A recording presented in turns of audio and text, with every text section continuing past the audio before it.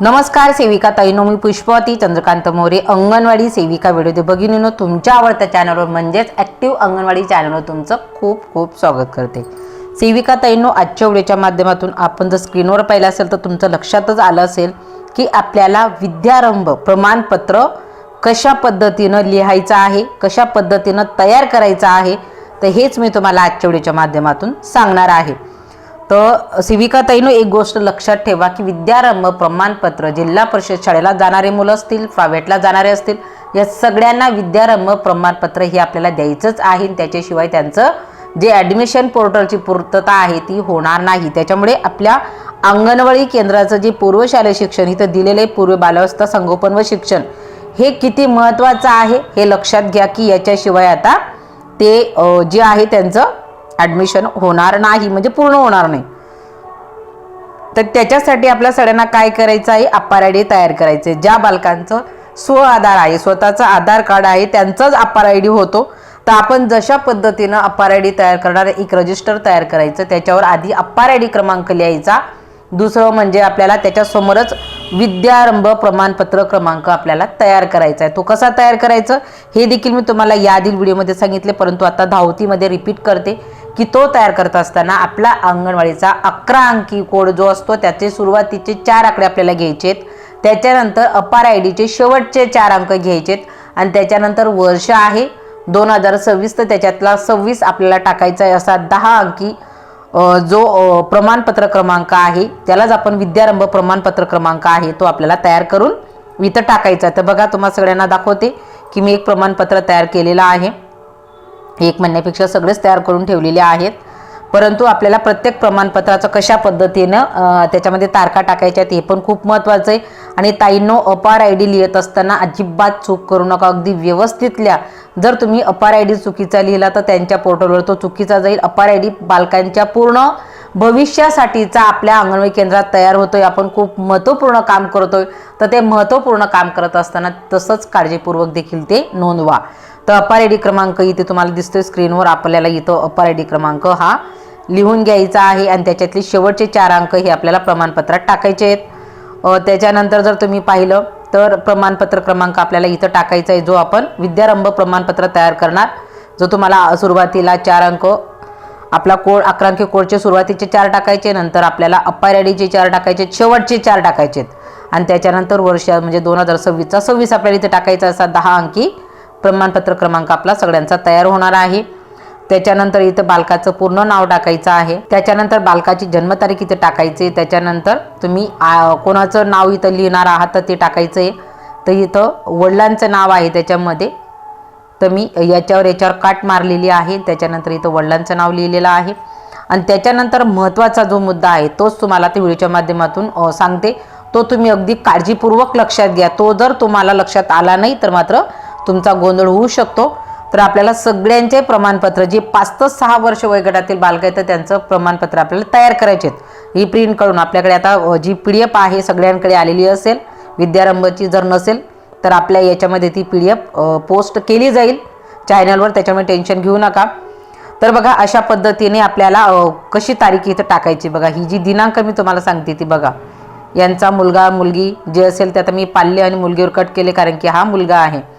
तर इथून म्हणजे कुठून तो कुठपर्यंत तो अंगणवाडी केंद्रात पूर्वशालेय शिक्षणाला आहे असा याचा अर्थ होतो। तर बघा, हा बालक 1/9/2023 पासून पूर्वशालेय शिक्षणाला आलेला आहे, तर तो कुठपर्यंत राहणार ही तारीख मी का कोरी सोडलेली आहे। तर हा बालक 14/6/2026ला जिल्हा परिषद शाळेमध्ये त्याचं ॲडमिशनची प्रोसेस नाव मी दिलेलं आहे, परंतु 14/6/2026ला जिल्हा परिषद शाळा उघडणार, तोपर्यंत तो आपल्या अंगणवाडी केंद्रामध्ये असणार, म्हणून मी त्याची तारीख टाकताना 14/6/2026च टाकणार। हे लक्षात ठेवा, मी अजून टाकलेलं नाही कारण की प्रमाणपत्र मी पुढची तारीख का टाकून ठेवू म्हणून मी ते कोरं सोडलेलं आहे। पण जर तुमचा बालक 1 एप्रिलला 6 वर्षाचा पूर्ण होत असेल तर इथे तुमची 1 एप्रिल तारीख, म्हणजे तुमचा बालक जर 1 एप्रिलला पूर्ण होत असेल तर 1 एप्रिल 2026 तुमची इथं तारीख येईल। जर तुमचा बालक 1 मेला पूर्ण होणार असेल, 31 मेला पूर्ण होणार असेल तर तुम्हाला 31 मे 2026 इथं तारीख येईल. अशा तुमच्या तारखा बालकांच्या बदलतील. जसे तुमच्या बालकांच्या जन्मतारखा असतील त्या पद्धतीने त्या बालकांच्या तारखा बदलतील. आता हा मुलगा 31/8/20 म्हणजे 31 ऑगस्टपर्यंत अंगणवाडीच्या जे ॲप आहे त्या ॲपमध्ये असणार आहे. तो वजनासाठी असेल, परंतु तो ॲडमिशन त्याचं जिल्हा परिषदला त्याचं ॲडमिशन झाल्यामुळे तो 14 जूनपासून जिल्हा परिषदच्या शाळेत बसेल. म्हणून मी 14/6/2026 या बालकाची टाकली. पण माझे अजून असे काही बालकं आहेत की त्यांचे जन्मतारखा आता माझ्याकडे 27 एप्रिलला एक बालक पूर्ण होणार आहे, तर 27/4/2026 अशी तिथपर्यंत त्याची तारीख येईल. अशा पद्धतीने आपल्याला बालकांच्या तारखा ह्या टाकायच्या आहेत. पण ज्या बालकांचं वय 6 वर्ष पूर्ण व्हायला अजून वेळ आहे, जसं माझ्याकडे हा बालक आहे की त्याची ऑगस्टला संपणार आहे, असे काही बालकांची सप्टेंबरला संपेल, काही बालकांची डिसेंबरला संपेल.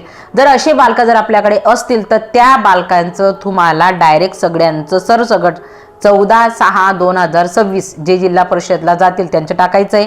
प्रायव्हेटच्या शाळा पण शक्यतो सगळ्या जून महिन्यामध्येच ओपन होतात, तर त्या तारखा टाकायच्या आहेत. आणि खाली जी आपली तारीख आहे तर ती प्रमाणपत्र देण्याची तारीख देखील आपल्याला 30 असेल आपली, म्हणजे आपली 14/6/2026 ही तारीख आपल्याला इथं देताना टाकावी लागेल.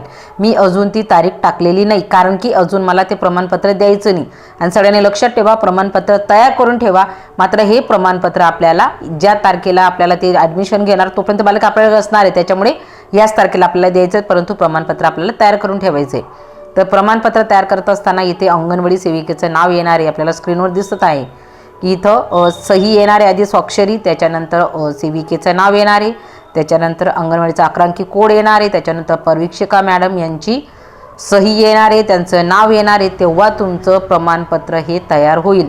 तर अशा पद्धतीने विद्यारंभ प्रमाणपत्र सगळ्यांना आपल्याला 5 ते 6 जे जिल्हा परिषदला किंवा प्रायव्हेटला जातील, जे पात्र विद्यार्थी आहेत पुढच्या वर्गात जाण्यासाठी, तर त्यांचंच आपल्याला विद्यारंभ प्रमाणपत्र तयार करायचं आहे. तर अशा पद्धतीने विद्यारंभ प्रमाणपत्राशिवाय त्या बालकांचं ॲडमिशन पूर्ण होणार नाही.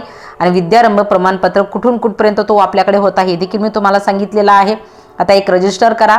अप्पर आय डी बालकाची तयार झाली, लगेच अप्पर आय डी लिहून ठेवा. त्याच्याच पुढे त्याचं विद्यारंभ प्रमाणपत्र तयार करून ठेवा. फक्त वर्ष टाकायचं बाकी राहू द्या. अगदी 3 ते 6 3 वर्षापासून जरी आपण हे तयार करून ठेवलं, फक्त वर्ष टाकायचं बाकी राहू द्यायचं. बाकीचा जो नंबर आहे किंवा जो प्रमाणपत्र क्रमांक आहे तो सगळा 8 अंकी तोच असणार आहे. फक्त वर्ष, काही मुलं आता पुढच्या वर्ष 27 जातील तर इथं 26च्या जागेवर 27 होईल. प्रमाणपत्राचं इथं 26च्या जागेवर 27 होईल. याच्या व्यतिरिक्त काही बदल होणार नाही.